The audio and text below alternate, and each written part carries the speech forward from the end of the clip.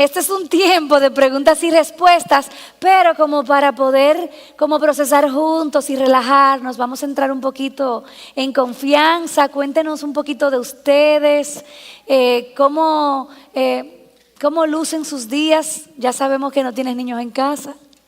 Es muy distinto, esta es una amiga en otra etapa de vida, a la que voy a buscar consejo. Mateo es pastor, cuéntenos un poquito. Sí, gracias a Dios vivimos en Monterrey desde hace 23 años, tenemos ahí la iglesia, mi esposo es pastor y mucho tiempo pues pasamos con los hermanos, ¿verdad? En el ministerio, pero sí, también ya tenemos casi nido vacío, tuvimos unos meses de nido vacío y regresó una por unos meses, pero se casa en julio del año que viene, si Dios permite, así que estamos disfrutando esta etapa de la vida y agradecidos con el Señor por pues las oportunidades que nos da de servirle juntos, así como en esta conferencia. Nosotros vamos a tener nido vacío cuando tengamos 60 años más o menos. Más o menos. Exactamente. Gloria a Dios. Mateo, háblame un poquito de ti, qué te gusta hacer, estás pastoreando hace qué tiempo. Sí, ser pastor obviamente involucra mucho tiempo. También después de ya tantos años en Monterrey, pasó mucho tiempo con otros pastores ahí mismo de la ciudad, en la cafetería, en el Tim Hortons, es como un Starbucks, ahí es mi oficina ya prácticamente, entonces paso mucho tiempo ahí con eso. Estuvimos en una universidad cristiana por 22 años, el último año no hemos estado ahí. Ya sirviendo, pero pues siempre muy ocupados con tantas cosas, ¿no? que son parte del ministerio, de viajar, de enseñar, entonces todavía muy activos. Sí. Entonces, les hago la pregunta de manera particular para ir rompiendo el hielo, porque ustedes ven a Susi así tan como llena del Señor, que ama la palabra. Y bueno, Mateo es un maestro, pastor, predicador, maestro de maestros, maestro de predicadores. Parece como que ustedes no tienen mucho que rendir, ¿verdad? Porque ustedes tienen las cosas muy bien puestas. No, y también se te olvidó decirlo de crianza reverente. Tienen crianza reverente, entonces tienen tanto que enseñarnos. Entonces yo quiero preguntarle a los tres. Vamos allá a ir a la vida real.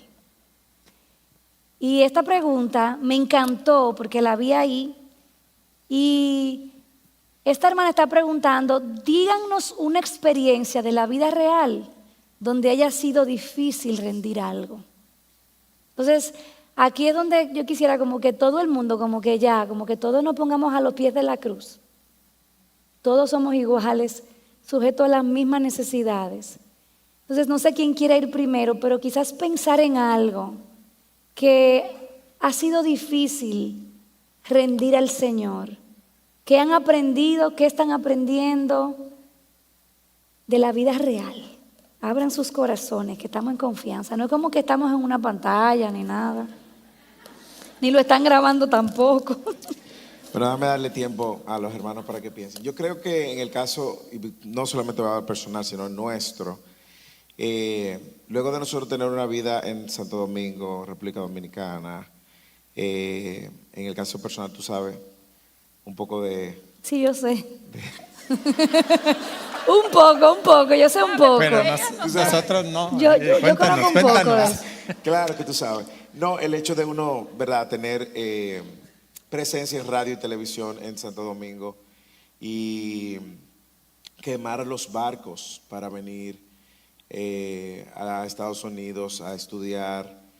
Y luego de que tenemos 3 años en Carolina del Norte, volver a quemar los barcos para venir acá. Yo creo que esa continua rendición del Señor, haz tu voluntad y haz lo que tú quieras con nosotros, al costo que sea. En ninguna de las etapas ha sido fácil. Si le decimos que ha sido fácil, le mentimos. En momentos incluso tuvimos voces de amigos que nos decían, ustedes se están volviendo locos. Ustedes están, a mí me llegaron a decir cuando, luego de tener un trabajo muy estable en Santo Domingo, daba clase en una universidad, tú también estabas ya habías dejado tu trabajo estable, pero luego de que uno tiene cierta estabilidad, a nosotros nos dijeron, ustedes son unos irresponsables, ¿cómo ustedes van a dejar todo y van a empezar de cero? Yo creo que lo difícil fue poder rendir el futuro incierto y confiar en que Dios va adelante, guiándote de la mano. Y en esas transiciones acuñamos una frase con la que muchas veces lo usamos para consejería y queremos compartirla con ustedes. Cualquier decisión que te haga más dependiente de Dios, ahí está la voluntad de Dios. Si en cualquier decisión tú tienes que depender más de Dios que de ti, de tu fuerza, de tus recursos, y tienes que depender más de Dios, es probable que ahí es donde esté la voluntad de Dios, porque si al final ganaste a Dios, ganaste todo. ¿De acuerdo? Amén. Nosotros por tantos años estuvimos en un ministerio, la universidad que mencionaba hace un momento, ¿no? Y hace aproximadamente un año Dios nos mostró que debíamos de salir de ese ministerio, y era un ministerio donde habíamos invertido mucho tiempo, mucha de nuestra identidad prácticamente también estaba involucrada con ese ministerio, y la posibilidad de servir a Dios, de invertir en vida de jóvenes, de futuros pastores. Pero llega el momento donde Dios nos muestra muy claramente que no debemos de seguir en ese lugar, y ciertamente sientes que una parte de ti se está muriendo también, ¿no? Que estás entregando algo que te cuesta tanto entregar. Y quizás lo más curioso de todo esto, y lo comentábamos con los niños el otro día, es que no solamente lo tienes que entregar una vez, pero lo tienes que volver a entregar muchas veces al Señor, porque mi tendencia por lo menos es: se lo entregué al Señor y tomamos la decisión que Dios nos daba para tomar, pero luego pasan unos días o unas semanas y quieres volver a tomar eso para ti y buscar controlar el resultado, el futuro que tú decías, ¿no?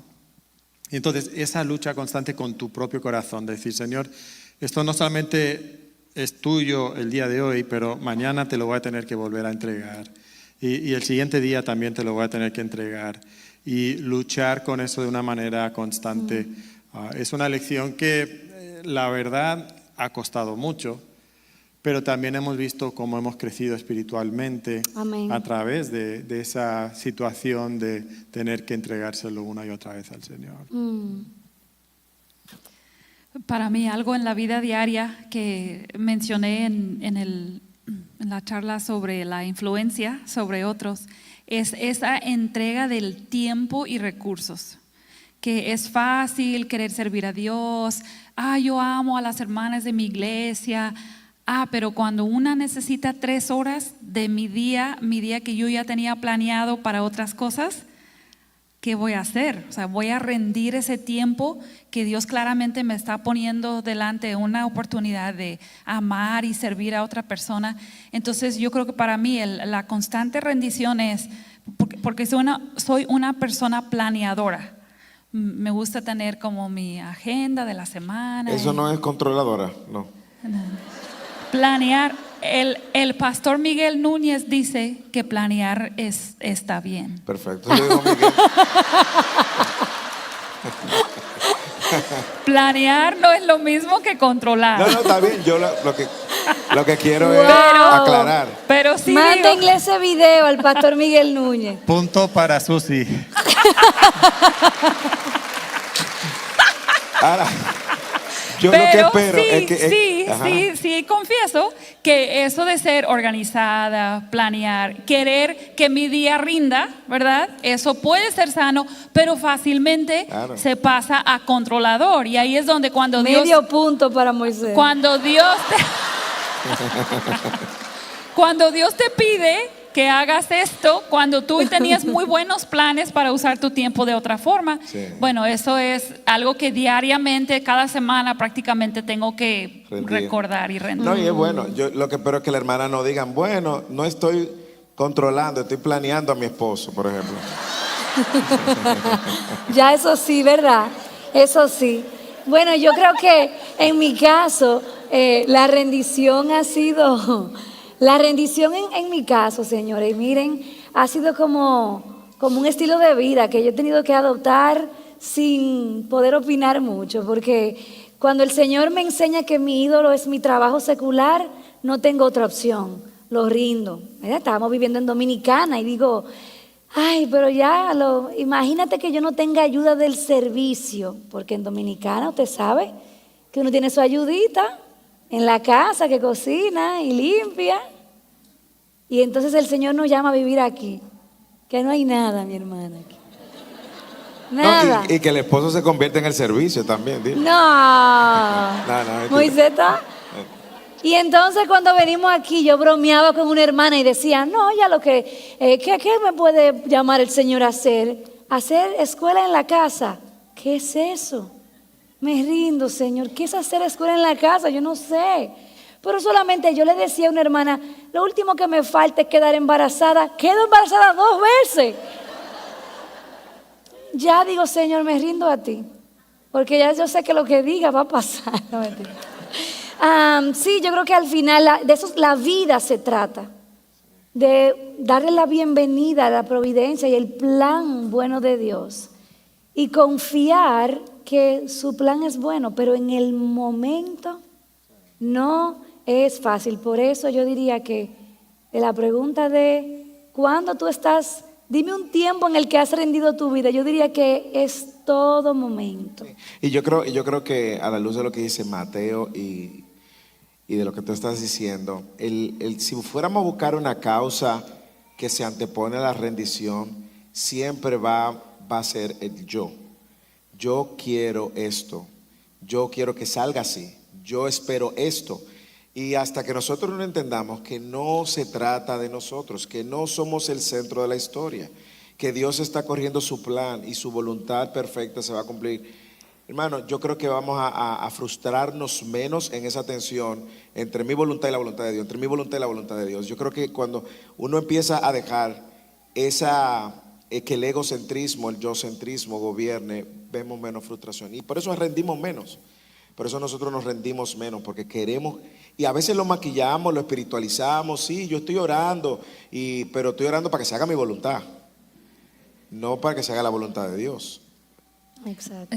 Creo que lo que hablábamos anoche de la palabra, de estar rendida a la palabra, estar en la palabra me cuida de definir la voluntad de Dios como yo la quiero definir, porque a veces no nos damos cuenta que estamos en una lucha entre nuestra voluntad y la de Dios, porque creemos que sabemos la voluntad de Dios y luego le cuestionamos a Dios, ¿y por qué no hiciste lo que prometiste? ¿Y por qué no das lo que? Pero quizás yo no estoy interpretando la Biblia correctamente, entonces yo espero de Dios algo que Él nunca dijo. O sea, mi voluntad tiene que no solamente rendirse a la de Dios, necesito adoptar la voluntad de Dios, conocerla y adoptarla como mi voluntad también.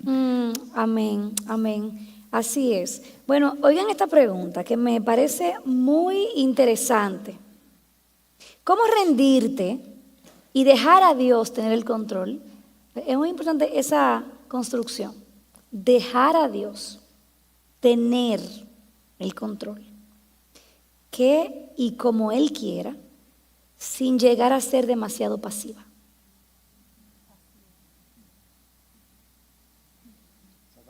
Para Mateo. Esa está fácil para Mateo.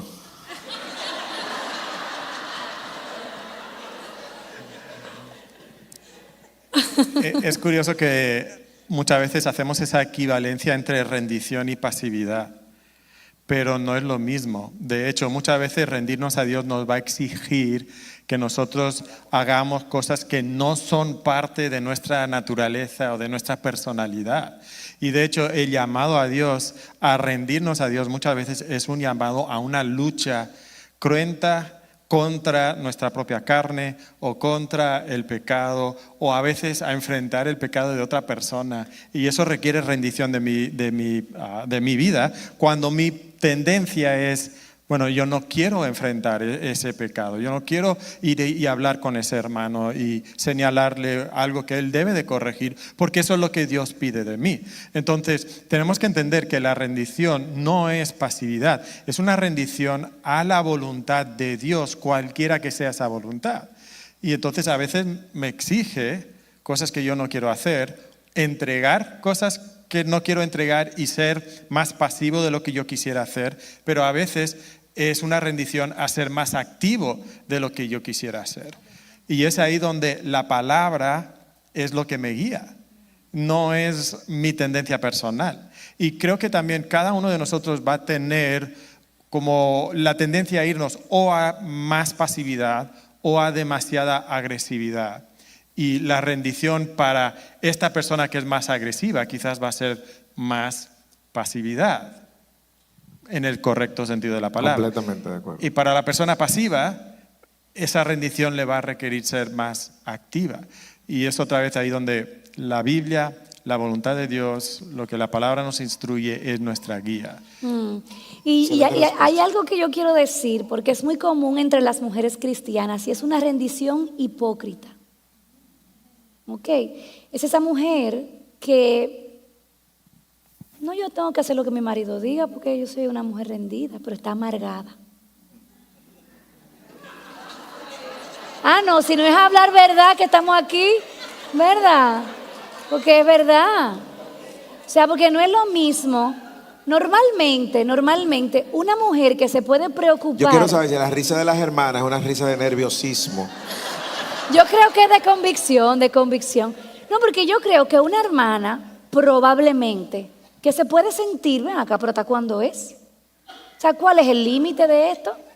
Yo me rindo, pero que, ¿qué yo puedo hacer? O sea, ¿cómo yo puedo identificar esa rendición hipócrita en el sentido de que me recuerdo una amiga que estaba haciendo este reto de la mujer verdadera, que no se le puede decir nada negativo al marido por 30 días.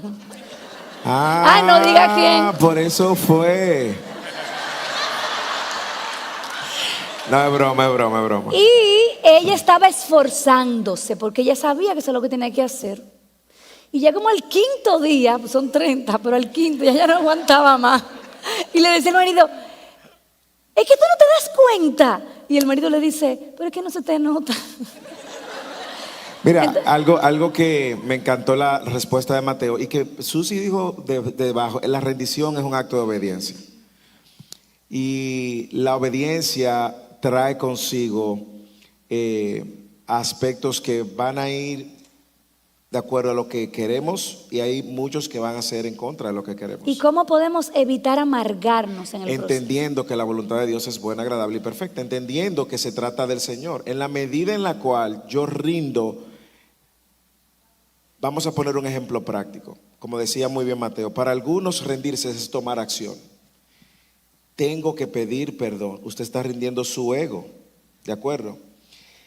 Pedir perdón es un acto que el cristiano tiene que tener de la mano porque es una dinámica diaria en la vida de pecadores. Pero también el otro que tiene que perdonar es un acto diario donde también yo tengo que rendir muchas cosas al Señor para aceptar la voluntad de Dios y es extender gracia a esa persona. Entonces, para uno va a ser ir dar el paso y para el otro es recibir el paso. La obediencia es que Dios dice que tenemos que perdonar. Amén. ¿Verdad? Ahora, dame decir algo antes de que Mateo abunde. Si nosotros estamos conscientes de que lo que hacemos lo hacemos para el Señor y no para nosotros, de una manera muy clara, yo me quito del centro y eso que me amarga lo convierto en una oración o lo traigo al Señor y le pido, convierte esta amargura en gozo, porque estoy haciendo esto para tu gloria. Y lo último que voy a decir es la respuesta. La pregunta decía, ¿cómo dejar que Dios controle? Hermana, Dios siempre está en control. No le podemos dar a Él el control. No, usted no le está dando a Dios el control. Dios tiene el control. Ahora, Dios en su soberana voluntad te está dejando que luzca como que tú tienes el control. Cuando Dios dice voy a hacer esto, Dios no te va a pedir permiso. Y lo va a hacer, te guste, no te guste, te duela, no te duela. Él lo va a hacer para su gloria.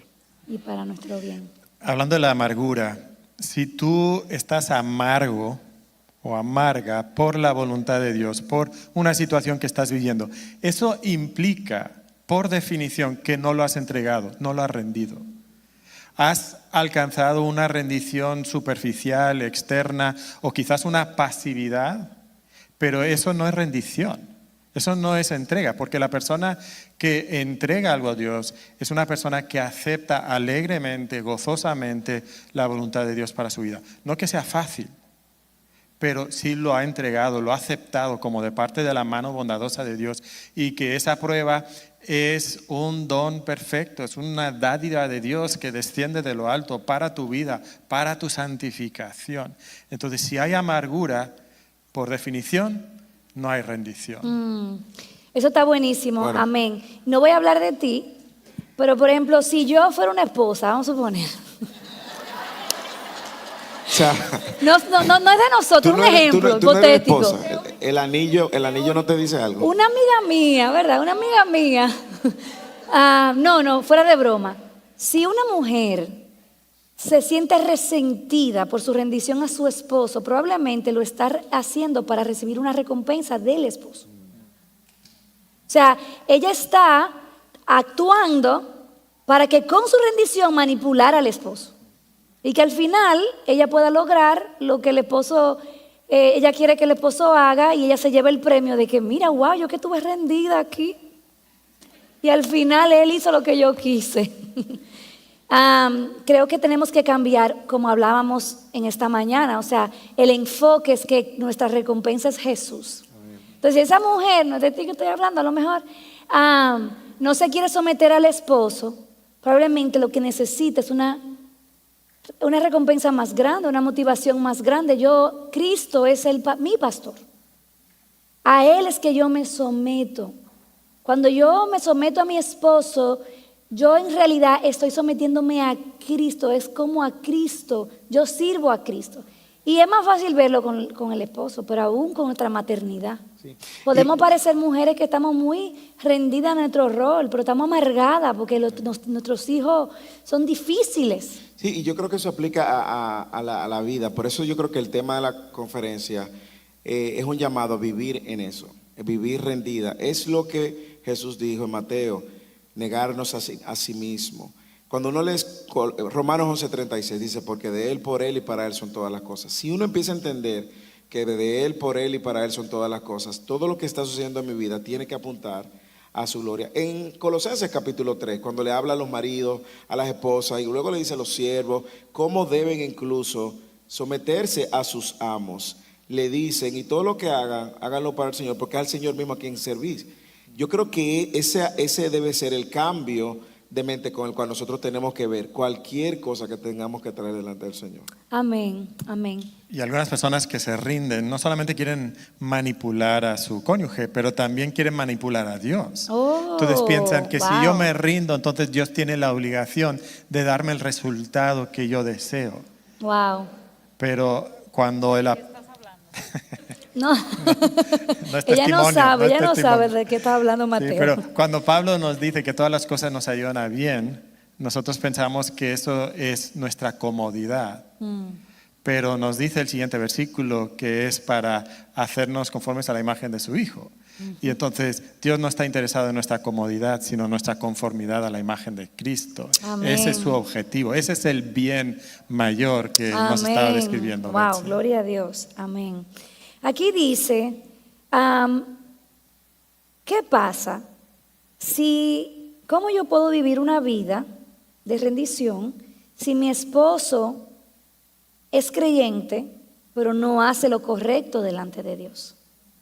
Y lo que piensan, quiero decirles que este ejercicio aquí busca modelar las conversaciones que ustedes pudieran tener con sus pastores en su iglesia local. Entonces nosotros aquí podemos dar respuestas generales, pero la mayoría de nosotras aquí pertenecemos a una iglesia local y les animamos a que ustedes puedan cultivar un corazón enseñable, porque a veces es más fácil hacerle la pregunta al pastor Mateo, que vive en Monterrey, oiga esto, que a lo mejor ser vulnerable, porque probablemente llevar esta pregunta a mis líderes va a exponer una necesidad de discipulado que yo tengo y van a comenzar a meterse en mi vida, y eso se llama pastoreo. Entonces dejo eso por ahí. Okay. ¿Cuál fue la pregunta? Disculpe la pregunta. O sea, ¿cómo puedo yo vivir una vida de rendición si mi esposo es creyente, pero él no hace lo correcto delante de Dios? Ahora, no hace lo correcto delante de Dios es del tamaño de Texas. No sabemos. Susi tiene la respuesta. Dale, Susi. Bueno, yo creo que tú tienes la respuesta. No, primera de Pedro, capítulo 3. No, pero él es creyente. Bueno, hermano. eso, es un ah, principio, sí. se puede tomar Sí. el principio. Sí. Ajá. Bueno, como de la punta de vista De de la mujer, por eso una es que bueno que mujer, responde una mujer y luego y el luego pastor. un pastor, sí. Los pastores. Porque si esto es una hermana en mi iglesia, que ella y su esposo asisten a la iglesia y ella dice que su esposo no hace lo correcto delante de Dios. Entonces, obviamente la escucharía y quisiera saber qué significa eso, porque hay muchísimas posibilidades. Si su esposo está cometiendo crímenes, esa es una cosa.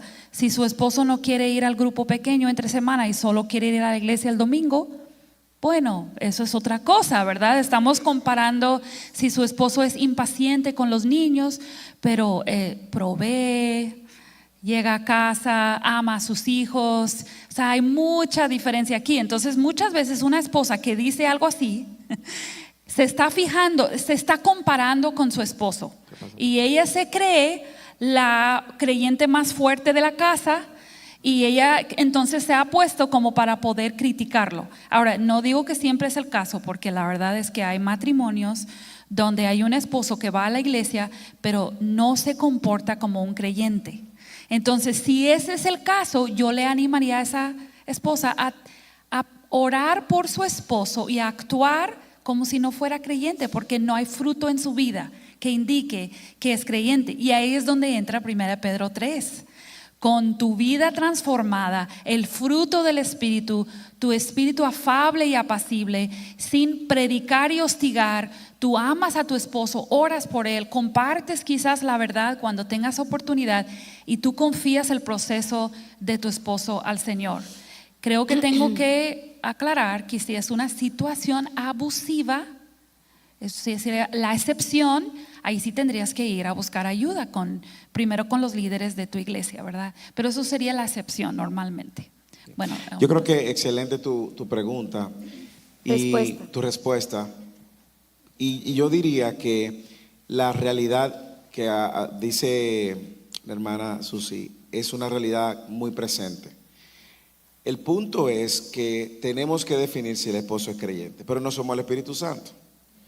No podemos decir es creyente o no es creyente. Sin embargo, tenemos un marco. Ahora, partiendo del hecho de que él confiese que es creyente, y vamos a suponer que él está incurriendo en un pecado de engaño en el trabajo, pornografía, mentira, y usted está consciente, usted ha sido testigo de eso.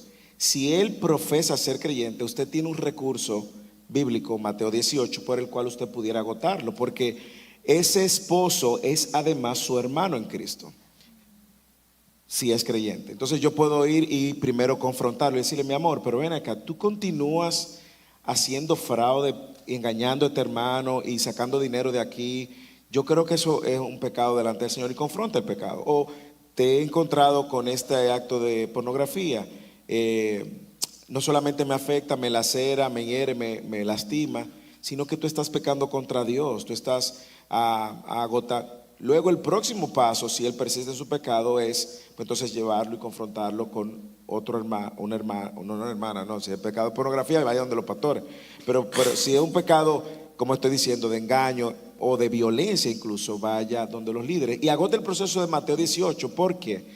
Porque el proceso de Mateo 18 de confrontación de pecado en el espíritu correcto, en el ánimo correcto, busca restaurar en amor. No busca la denuncia, como decía Susi, para muchas veces presentarte más espiritual que tu esposo. Busca restaurar. Cuando yo confronto a un hermano con gracia y amor, yo estoy buscando el arrepentimiento genuino, porque él está profesando que es creyente. Ahora bien, ¿qué sucede en el contexto hispano nuestro? Que tenemos mucha gente, hombres y mujeres, que dice ser creyente y no lo son.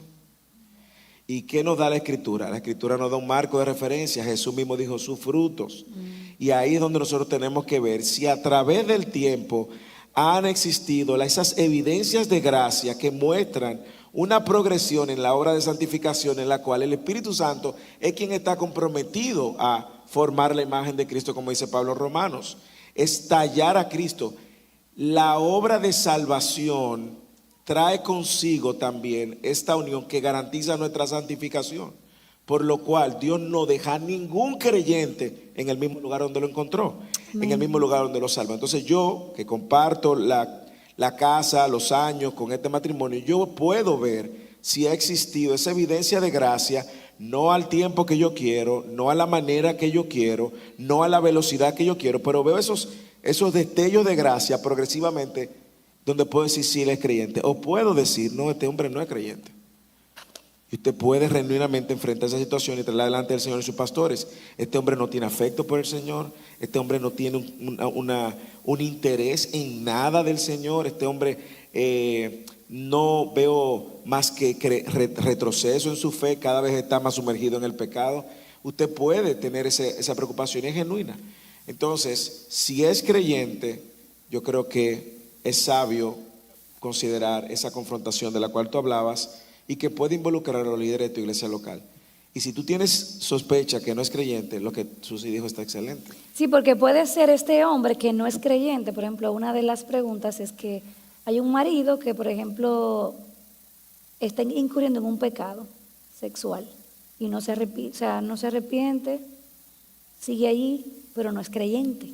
Sí. Esa persona tiene que ir a la iglesia local. La esposa que tiene ayuda. el esposo no creyente, claro, pero tiene que bajar las expectativas y entender que él está muerto en su delito y pecado, que anda conforme a los deseos de la carne y de la mente, que es un hijo de desobediencia, hijo de ira, y que anda conforme a los deseos de la carne. Esa es la condición. Lo que usted puede hacer ahora es que Dios lo traiga al arrepentimiento y lo salve, pero no lo puede convertir, porque no es el Espíritu Santo para hacerlo. Mateo. Mateo. Creo que también es importante no solamente el rol de la iglesia local en la confrontación del pecado en este supuesto cristiano, vamos a decir supuesto cristiano porque no sabemos si realmente lo es, pero también el rol de la iglesia local en acompañar a esa hermana en ese matrimonio difícil. Completamente. Porque nos ha tocado también trabajar con matrimonios así, donde el esposo quizás es una persona que siempre está en la iglesia, una persona que conoce mucho de la Biblia y que hay pecados en cuanto al trato que le da a su familia. Ahora, no son pecados que diríamos demuestran que es inconverso, Sí. pero no está cumpliendo con su rol como esposo o como padre. Y entonces, ¿qué haces en esa situación? ¿Has confrontado al hermano? ¿Has intentado ayudarlo? Tienes que acompañar a la hermana en eso. Entonces, hermana, no se encierre sola en esa situación difícil. Y si tú conoces a una hermana que está en esa situación difícil, acompaña a esa hermana, camina con ella para que no se sienta sola y luego venga el desánimo, la depresión y eso afecte su vida espiritual también. Entonces, como iglesia, tenemos que caminar juntos en esas situaciones tan complicadas. Amén. Aquí hay una pregunta que me deja claro que hay hermanas aquí que no entienden el Evangelio. ¿Ok? Y a mí me parece que como tenemos un poquito de tiempo. ¿Seguro? Sí, mira, aquí tenemos un poquito de tiempo. Ah, sí, está bien, Carla. Tenemos un poquito de tiempo. Aquí una hermana pregunta cómo ella puede estar segura que está rendida al 100%. Y que está alineada 100% a lo que Dios le agrada. Hay otra hermana que dice que viene de un contexto legalista y no sabe cómo luce la rendición y se siente como muy definida por el servicio. Y otras preguntas que quizás la podemos encapsular todas. O sea, hablar de la rendición, porque para las que sí entendemos un poco el Evangelio, es seguridad para nosotras, pero puede ser que aquí hayan hermanas que vienen de otros contextos o quizás de otras iglesias y a lo mejor necesitan entender la rendición a la luz del Evangelio. O sea, ¿qué es lo que el Evangelio me ofrece que verdaderamente yo puedo soltar esa ilusión de control?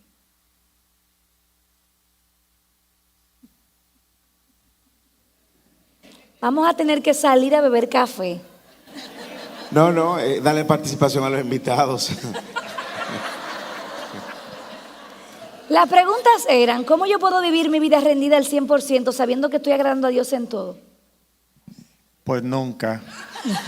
O sea, es muy sencillo, ¿no? Mi corazón es pecaminoso aún después de ser salvo y yo lucho con los remanentes de mi carne y lo más probable es que en ningún momento de mi vida he vivido al 100% entregado al Señor, aun cuando yo he pensado que lo he estado y lo he hecho al esfuerzo más grande de mi propio ser. ¿Por qué? Porque sigo siendo pecador. Sí, es bueno que recordemos que solamente hay una persona que lo ha Es que hecho. les gustan las respuestas cortas. ¿Le gusta la Por eso aplauden. hay una sola persona que ha existido y ha pisado la tierra que lo ha hecho 100% y es Cristo. Amén. Ahora, el Evangelio, donde nos resuelve esa tensión entre eso que yo creo ganar por mi propio desempeño y que veo frustraciones en mi corazón al no hacerlo. Así Y yo es. creo que el Evangelio es lo que nos recuerda que el momento de nuestra salvación se produce una unión con Cristo. Y en esa unión con Cristo, voy atrás, el Evangelio nos recuerda que cuando Cristo muere en la cruz, primero Cristo viene a esta tierra a resolver el problema que se ocasionó en Edén, donde se rompe la comunión y la reconciliación con Dios, que fue pensada para ser toda la eternidad. Y usted, no le voy a hacer la historia del Antiguo Testamento porque a usted le gustan las respuestas cortas. Sin embargo, cuando Cristo viene y se encarna y toma forma de hombre, como hablábamos, Cristo viene a vivir la vida perfecta que ninguno de nosotros vamos a poder vivir. Cristo viene a representarnos en esto que requerimos para presentarnos delante de Dios justos o correctos, como si hubiésemos sacado 100. El punto es que al Cristo morir en la cruz, Él toma nuestro pecado, todo nuestro pecado, toda nuestra impureza, Él lo toma y Él nos transfiere a aquellos que han creído en Él para salvación y perdón de sus Amén. pecados, toda su justicia. Y se da esta unión con Cristo, donde ahora Pablo lo habla en muchas ocasiones. Él dice que hemos sido crucificados con Cristo, que hemos sido bautizados con Cristo. Está refiriéndose a esa unión. En esa unión, Dios nos ve como a Cristo. Es como que usted va a presentar un examen y el nombre arriba es el suyo, pero la respuesta la dio Cristo. Y usted va a sacar 100, usted va a estar en esa realidad eternamente. Cuando Dios me ve, ve a Cristo. Por lo tanto, de la manera que Dios ve a sus hijos, a los hijos de Dios en Cristo, es como ve a Cristo mismo. Por lo que es una garantía y es una seguridad de que yo no tengo que estar persiguiendo el desempeño para tratar de ganarme el favor de Dios. O para tratar de decir, Dios, saqué 100, no vas a sacar 100. Pero Dios nos ve todos los días como si sacásemos 100. No por nosotros, porque Dios nos ve a través de Cristo. Amén. Y eso es lo que el Evangelio nos da, esa libertad. Ahora, yo como respuesta de esa gran verdad que he recibido, yo ahora vivo mi vida en rendición y obediencia, porque Él hizo lo que yo no podía hacer. Mire dónde está la clave del asunto, en nuestra mente legalista. Nosotros hemos llegado a pensar que el día que pecamos, Dios se enojó conmigo. O nos hemos llegado a pensar que el día que yo no hice esto, aquello, no soy tan cristiano. No funciona así. Dios nos ve todos los días igual. Dios te ama todos los días igual. Pero no porque tú eres buena o porque llenaste el requisito. Es porque el bueno te pasó toda su justicia a ti. Amén. Así que el día que tú sientas que Dios no te ama o que tú sientas que está lejos, eso es lo que tú sientes, pero no es la verdad. La verdad es que Dios te ve igual todos los días y Dios te ama igual todos los días, y todos los días tú pareces delante de Dios como lo más justo, pero no por ti, por Cristo. Amén. Por eso es que hablamos del Evangelio de Cristo, porque Cristo logró y nos dio lo que no podíamos. Y por eso, amén. Después está larga. Por eso entonces sabemos que nuestra rendición no es un trueque. Sí, no es una negociación. Como me voy a rendir mucho para que Dios me ame mucho, pero si yo no me rendí hoy, yo no voy a orar porque ese hombre no quiere ni saber de mí. Sí, no, y a veces, Sino que- por ejemplo, el lenguaje que uno usaba, yo recuerdo usar el lenguaje, o no sé si usted lo ha escuchado, yo soy la hija favorita de Dios. No, hermano, usted no es la hija favorita de Dios. Mire, seguro que usted no es la hija favorita de Dios. Dios tiene un solo hijo favorito y es Cristo. ¿Y estamos en Él? Y ahora todo el que está en Cristo recibe eso de parte de Dios. Dios se complació, encontró complacencia en su Hijo. Este es mi Hijo amado, en quien encuentro es en Cristo. Por eso es que nosotros no somos el centro, hermano. Y por eso es que el Evangelio nos lleva a una rendición completa. Porque yo me abro los ojos y digo, Señor, pero ¿y cómo yo estoy aquí? Hermana, por una palabra corta, se llama gracia. Amén. No porque usted lo merecía. Se lo dio Dios por su beneplácito y su voluntad. Dígame si eso no es una buena noticia. Amén. Dígame si eso no es glorioso. Amén. Gracias, Gloria hermano. a Dios. ¿Qué decida? Quiero comentar para la persona que mencionó lo de que viene de un trasfondo quizás más legalista, donde a veces el servicio es lo que te da tu identidad en la iglesia, ¿verdad? Y yo creo que esto puede suceder en cualquier tipo de iglesia, ¿no? Pero lo que pasa es que creo que muchas veces hemos puesto como una escala de valor a diferente tipo de servicio. Entonces, si yo tengo el privilegio de servir haciendo cierta cosa, yo debo tener más valor delante de Dios. Entonces me rindo a servir a Dios si es en algo que yo considero muy valioso.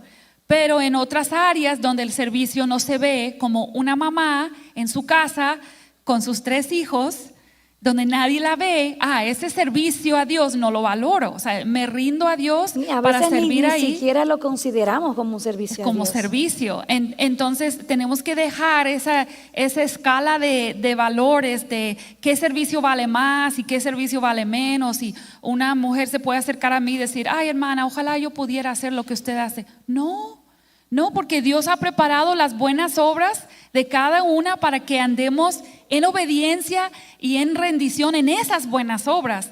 Y eso nos ayuda, ese concepto nos ayuda a entender que Dios no nos califica según qué tipo de servicio bueno, tú tienes mayor calificación y yo te dejo a ti servir en esto.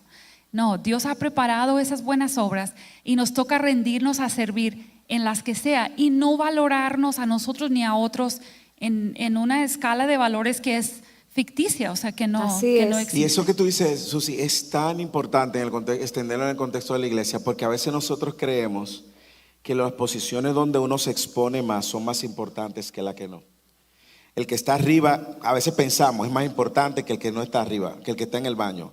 Hermano, cuando uno lo hace para el Señor, Dios está examinando ese corazón y las motivaciones detrás del corazón. Y cuando vemos a Jesús, cuando vemos a Jesús mismo, se humilló. Cuando hoy me enteraba qué bien atendidos fueron los hermanos que estaban cuidando el parqueo. Y me enteraba siempre preguntando, me dicen, los que mejores comieron fue lo del parqueo. Los que siempre tuvieron agua fueron lo del parqueo. Los que mejores atendieron fueron lo del parqueo. Y uno pensaría que fueron los invitados en el green room, en un cuarto especial. Ellos fueron bien atendidos. Fueron bien atendidos. Pero me sorprende el saber que aún ahí, donde quizás nadie los ve y piensa que eso no tiene valor, no.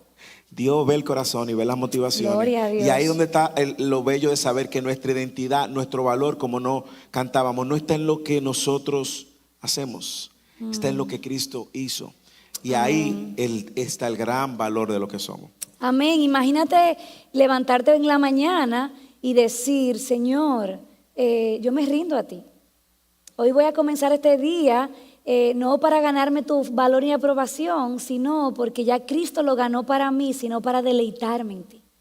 Yo voy a leer mi Biblia, no porque es un mandato que yo tengo que, es un mandato, pero no es porque yo tengo que hacerlo desde el deber únicamente, sino porque el deleite me lleva al deber. ¿Qué otra cosa puedo hacer? Y yo voy a alimentarme. Si leí mucho, si leí poco, Dios no tiene como una tablilla que va diciéndole, yo 3 versículos, se está leyendo la Biblia en un año, está mejor, está peor. Y entonces cuando yo tengo que servir en el contexto que me corresponda, yo digo, Señor, está difícil esto, pero tú eres digno. Y yo te voy a servir a ti, Señor. Qué fuerte quedarme callada. Señor, pero tú eres digno, yo te voy a servir. Y cuando yo termine el día, sin darnos cuenta, puede ser que ese día me sienta orgullosa de mi comportamiento o me sienta miserable por mi mal comportamiento. En cualquiera de los dos, yo puedo decir, gloria a Dios, yo doy por Cristo, porque si me porté bien hoy, fue Cristo en mí. Si hoy no me porté bien, tengo un trono de gracia al que puedo correr y buscar socorro para la necesidad que el Señor, que tengo. El Señor va a darme ese socorro oportuno, esa gracia oportuna. O sea que el Evangelio nos nivela a todos en este proceso de rendición. Amén. Alguien, Mateo. Mateo iba a decir algo. Agarra el No micrófono. te vi, Mateo. No, nada más iba a comentar que lo que Betsy viene comentando en este momento es sumamente importante para cerrar el ciclo del Evangelio. Porque sí podemos quedarnos con medio evangelio cuando predicamos solamente que Cristo me acepta y no importa lo que hago. O sea, sí, esa es la primera parte del evangelio. La segunda parte del evangelio es que esa misma gracia que lleva a Cristo a aceptarme sin importar cómo soy, también me transforma para llegar a ser más como Cristo. Amén. Pero no es... Pero no es corta ni larga todavía. Perdón, es que me emociono. Pero Disculpen. es la respuesta del gozo, del deleite, del agradecimiento que me lleva a vivir en santidad y servir al Señor. No es el que deseo ganar una bendición de Dios o quedar bien delante de las demás Amén. personas, que muchas veces es la motivación que nos está controlando en nuestra vida cristiana. Amén. Vamos a cambiar un poquito de tema. Dice que el pastor Moisés ayer habló de cómo expresamos orgullo, no solamente con arrogancia, sino con victimización. Pero que esa persona, Excelente comentario, me encantó ese comentario. que vamos a masticarlo un poquito, tenemos un poquito de tiempo. ¿Qué quiere decir eso? O sea, dame ejemplos de cómo yo, por ejemplo, puedo tratar de no rendirme por mi orgullo, pero no es que yo me veo jefeando, sino que yo me victimizo y eso es una manifestación de mi orgullo también. Bueno, en la vida diaria, cuando nosotros somos el centro, tenemos expectativas de que las cosas salgan como queremos o que la gente actúe en función de lo que queremos. El tema de la victimización ha ido tomando cada vez más auge en un contexto social en el cual nosotros vivimos, donde de cualquier cosa cualquiera entiende que tiene los derechos para exigir, demandar y que si no se hace, entonces de repente esta narrativa social centrado también en mi corazón, donde yo digo, bueno, voy a poner algunos ejemplos prácticos. No, lo que pasa es que a mí el pastor no me visitó, la hermana Betsy no me saludó, o quizás el hecho de que en la dinámica familiar nadie reconoce tu esfuerzo en la casa. Tú te pasas el día atendiendo a tu esposo, pero tu esposo no tuvo ningún tipo de gesto contigo. O quizás tus hijos, a quien has criado, nunca te dijeron, mami, qué bien lo hace. Entonces tú estás ahora, de repente, tomando un rol donde se trata del reconocimiento y como nadie reconoce, tú eres pobre de ti. O el problema es que yo soy de tal nacionalidad, o que soy de tal clase social, o que tengo cual condición, o que tengo tal estatus migratorio, y por eso no me ven, no me hacen, no me dicen. Yo creo que cuando nosotros muchas veces ponemos nosotros en el centro y tenemos una expectativa irreal que no se cumple, siempre vamos a sentirnos decepcionados, nos vamos a sentir que nos fallaron.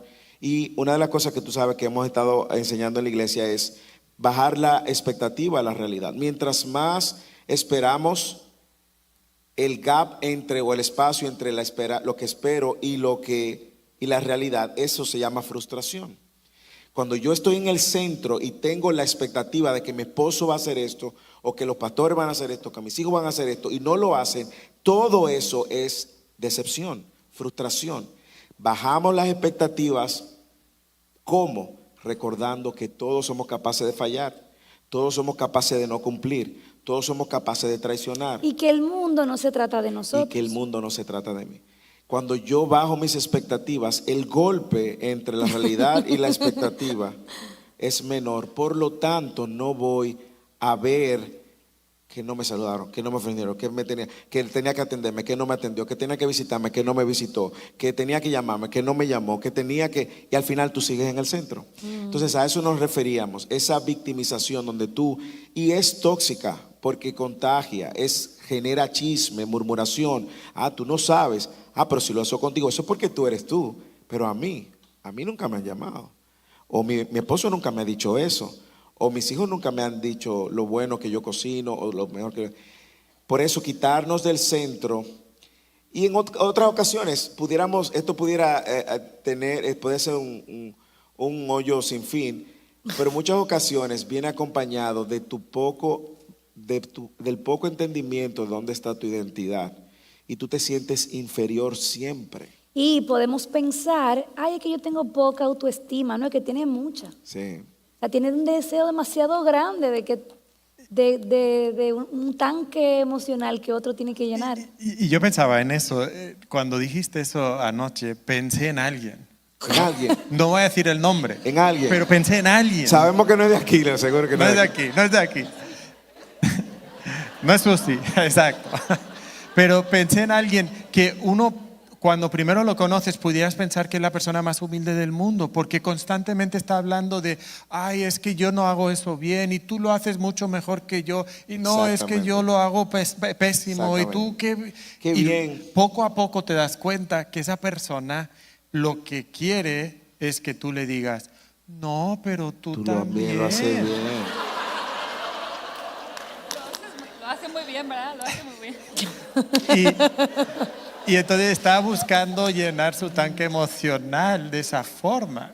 Y alguien ha dicho, y tiene cierta verdad, que la persona humilde no es la persona que piensa muy bajo de sí mismo, es la persona que no piensa en sí mismo. Y entonces esa persona está constantemente pensando en sí mismo, midiéndose con otras personas, sintiéndose inferior, porque está pensando en sí mismo constantemente. Comparándose completamente. Sí. Pensamos que la humildad es pensar bajo de mí. No, la humildad es no pensar en mí mismo, la falta de egocentrismo. Pero el mundo No- nos dice al revés, ámate a ti mismo. Ajá, o sea, pasar todo el día sin priorizar mis deseos y mis preferencias, esa es humildad. Ay, y pero eso no eso es soul-care. solo es posible rendidas al Señor, solamente. Es Y- antinatural. Y lo que tú dices es justamente, estaba tratando de abrir tu iPad, pero no Sí. sé la clave, mi amor. Ay, yo te... Tú me la das la próxima vez. Pero estaba tratando de, justamente... ¿Tú quieres, sí. ¿Tú quieres la Biblia? Toma. Exacto, la Biblia.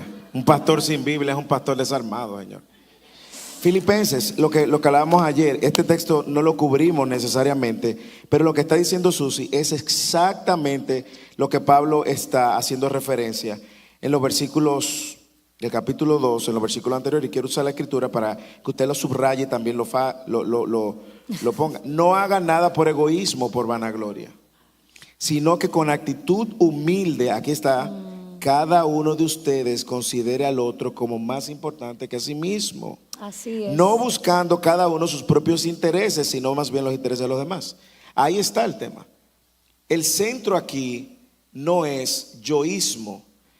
Y yo sé que a todos nos ha pasado, incluso a nosotros nos ha pasado en varias ocasiones, donde la gente, si la gente supiera que muchas veces uno puede pasarle por el lado y no saludarlo, pero no de manera intencional, sino porque tiene muchas cosas en la cabeza. Sencillamente muchas cosas. El que nos conoce sabe que a nosotros nos encanta saludar. A mí me energiza hablar con la gente y es como que me estoy bebiendo un Red Bull, hablar con gente y saludar a gente. O sea, hay otras personas que no son así, que lo que hace es que le drena estar en medio de la gente. Y probablemente piensa tanto, cualquier persona puede pensar que porque ese hermano o hermana no tuvo una atención con usted, un saludo, pudo ser resultado de que esa persona está ofendida con usted. No, hermano, la vida no se trata de usted. No es usted la causa de la ofensa. No es usted el centro del universo, la última Coca-Cola, el ombligo. No, no lo es. Y yo creo que esa definición que ustedes acaban de dar está excelente. Si pensáramos más en Cristo, Amén. y pensáramos más en el otro, y fijáramos nuestra mirada en lo que Dios dice de nosotros, llegáramos a ser lo que hemos estado hablando en Fidelis, el deseo de llegar a ser un cristiano inofendible, un cristiano que no anda ofendiéndose, que no es frágil de un comentario o de una ofensa. Hermanos, cuando nuestra identidad está afianzada en Cristo, ese tipo de cosas van a tomar otro lugar. Y ustedes están hablando de casos de terceros, pero yo quiero confesar Mira, ya es testimonio. ¿Cómo que dice la frase? Se te está acabando el tiempo. Sí, ya va, ya va. Y yo quiero decirles cómo yo puedo identificar el momento en que yo me estoy victimizando. Ok, yo estoy a mitad del día cansada, aburrida, o sea, cansada por todo lo que tengo que hacer y ya siento que me siento aburrida, estoy molesta. La mayoría de las veces, cuando yo llego a ese lugar en el que, si Moisés me llama, me voy a descargar, bla, bla, bla, bla, bla, me siento mal. La mayoría de las veces tiene que ver con el hecho de que yo estoy viendo mi sacrificio al Señor como algo muy grande. Esa es una manera de victimizarnos también. Y Cuando- esperas la recompensa. Cuando llamo a Moisés y digo, no, es que tú no sabes lo que ha pasado. Se dañó la estufa y no sé qué, y se cayó el niño. Y básicamente yo lo que le estoy diciendo es, tú no estás aquí ayudándome, llevando la carga conmigo. Esto es muy grande para mí. Yo he trabajado mucho. Cuando yo me miro a mí misma durante el día, me amargo, me aburro. Todo se me ve más difícil. Y lo único que quiero es quejarme. Entonces, cuando yo veo que el síntoma del aburrimiento y la queja está en mí, es muy probable que comenzó con un pensamiento de victimización donde yo me estoy mirando a mí misma. Cuando yo volteo eso y yo digo, tengo todo lo que tengo aquí, pero estoy en casa. Mis hijos tienen el privilegio de tener una mamá en casa. Yo tengo el privilegio de estar aquí resolviendo estas cosas. Tengo todo esto que fregar, que limpiar, porque tengo hijos que Dios me ha dado y son una bendición.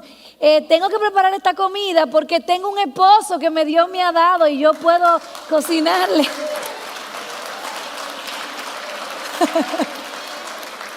Entonces, obviamente, eso no quiere decir que cuando acostamos los niños y tenemos un tiempo solo, yo puedo descargar. Y Moisés me dice, como una amiga que me enseñó, yo le digo, ven que tengo esta trenza, ven, vamos a desenredar todo esto que tengo adentro.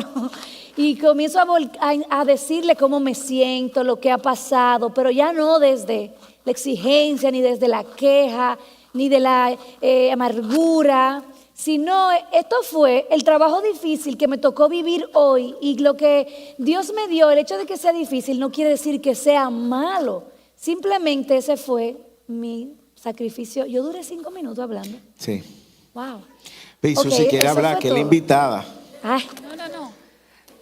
Me encanta lo que está diciendo Betsy, y yo solamente pensaba, ¿se acuerdan hace rato que leímos la pregunta de la rendición y la pasividad? ¿Se acuerdan? Y por alguna razón nosotros igualamos en nuestra mente rendición con pasividad, pero ¿se dan cuenta lo poco pasivo que tú puedes ser para realmente estar rendida? La rendición no es pasiva. Rendir el día y los momentos y el corazón y las situaciones y las personas a Dios es activo. O sea, requiere una convicción de tu necesidad y del valor que tiene Cristo. Y es todos los días. Y si no estás convencida del valor de Cristo, que vale la pena, sí te vas a cansar demasiado. amén. Todas nos vamos a cansar de vez en cuando, y por eso también necesitamos a nuestras hermanas en Cristo. Amén. O sea, ustedes, algunas vienen de iglesias, vienen grupos de iglesias diferentes. Recuerden lo que aprendieron y pregúntense, ¿cómo vas con tu rendición? Eso puede ser la pregunta, porque sí nos vamos a desanimar, pero todos los días hay nueva misericordia para mirar otra vez a Cristo y decir, Cristo, yo me rindo. Ayúdame a saber qué significa eso hoy, porque probablemente significa obediencia difícil, y eso es activo. ¿En qué necesito obedecerte hoy que se siente difícil? Como por ejemplo dejar las redes, las novelas y abrir la Biblia. Ay, sí, qué difícil. Mira, Amén. yo sé que el tiempo se nos va y hay un giveaway que la gente está esperando, Ay, unas sí. hermanas que están ayunando y Aquí está. a ver si No se vayan, todavía vamos a regalar. ella va al baño, Hay unas hermanas que están orando, tienen, mira, de rodillas, entraron de rodillas al templo. Pero déjenme decirles, y quiero, no sé, ya el tiempo se nos terminó, pero si usted puede fijar dos cosas en su mente, es que la vida cristiana es una vida de rendición. Así es. Es una vida sacrificial, no hay otro modelo. Mire el modelo de Cristo. Segundo, yo quiero animarlas con un texto que en lo personal nos ha servido mucho, me ha servido mucho y creo que en algún momento se mencionó durante la conferencia. Quizás usted está diciendo y pensando, es que usted no conoce el esposo que yo tengo, o usted no conoce de la iglesia que yo vengo, o usted no conoce los hijos que tengo, usted no conoce mi realidad. Es cierto, no lo conocemos, pero conocemos al Dios que sí lo conoce. Amén. Y ese Dios que sí lo conoce nos ha provisto su palabra para nosotros marinar nuestros corazones y ser sostenidos por su verdad. Y una de ellas es Hebreos capítulo 12, versículo 1, 2 y 3. En el capítulo 11, el autor de Hebreos, no sabemos si es Pablo, Apolo o Pedro, nos dan una lista de héroes de la fe, gente que padecieron verdaderamente. Si usted cree que lo que usted ha padecido, está padeciendo es difícil, lea Hebreos 11. Y sobre todo en la parte final, en los versículos finales donde dice, algunos lo cortaron, los aserraron, lo mataron, los versículos finales de Hebreos 11. En el versículo 1 del capítulo 12 dice, porque tenemos tan grande nube de testigos. ¿A qué se está refiriendo? A lo del capítulo 11. Entonces dice, despojémonos también de todo peso y del pecado que tan fácilmente nos envuelve. Amén. Y corramos con paciencia la carrera que tenemos por delante.